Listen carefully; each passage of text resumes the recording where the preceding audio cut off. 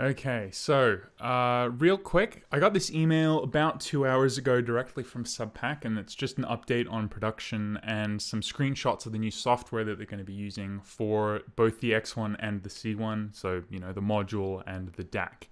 And I just wanted to give you guys a quick summary of this. This is only going to be like 5 minutes long, so you can just basically use this as a podcast if you want to save you some time. So, the big news here is that they say that the pre-orders are expected to ship at the end of summer. So that's pretty soon. That sounds like within a month, maybe two.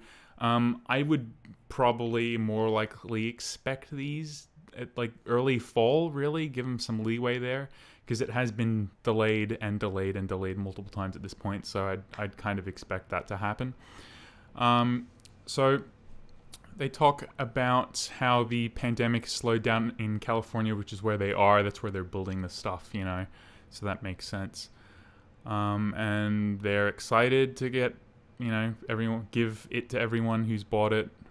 And, well, this is the real interesting part. This is the software that they've shown off that is going to be I guess it's technically firmware. They call it firmware. At least they did at some point in here.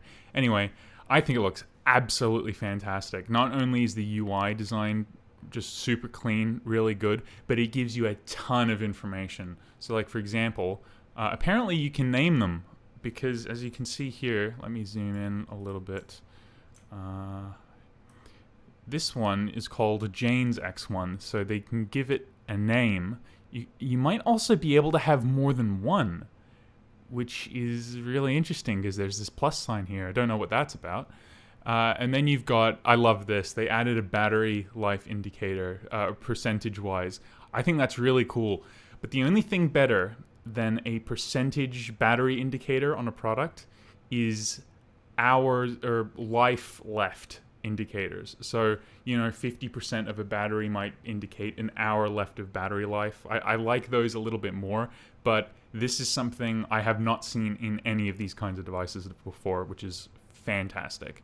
I wonder if there's some way you can find out the percentage without using any software, if there's some kind of indicator on the thing. That would be pretty cool. I talk about that in the Woodger video that's going to be coming out in a few weeks.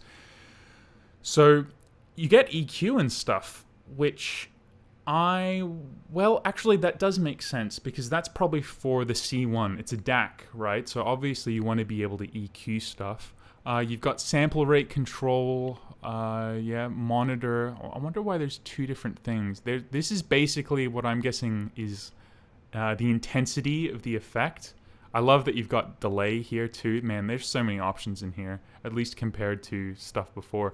They've also blurred some things out at the bottom. I wonder what that could be. That's deliberate.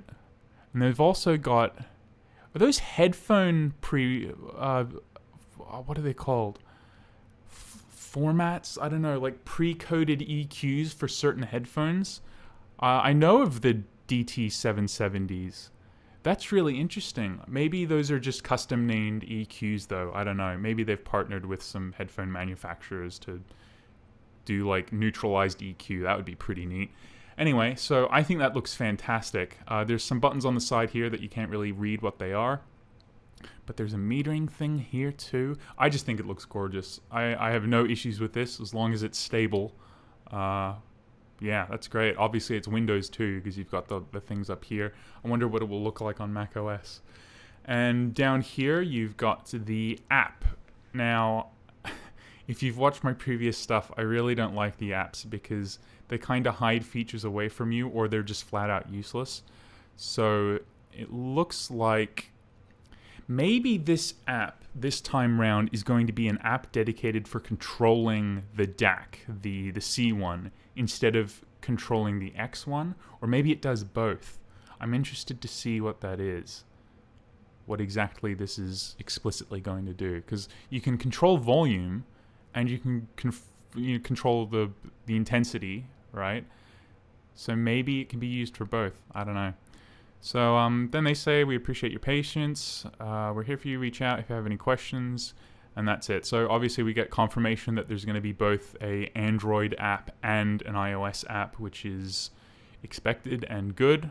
I think the Woodra app was only on iOS when that was out, but that was a long time ago. So I'm very happy with this. This is a great little tease from them. I like how it looks. I have no criticisms to say. You know, I haven't used it obviously, but based on what I'm seeing, I love everything about it. It's fantastic.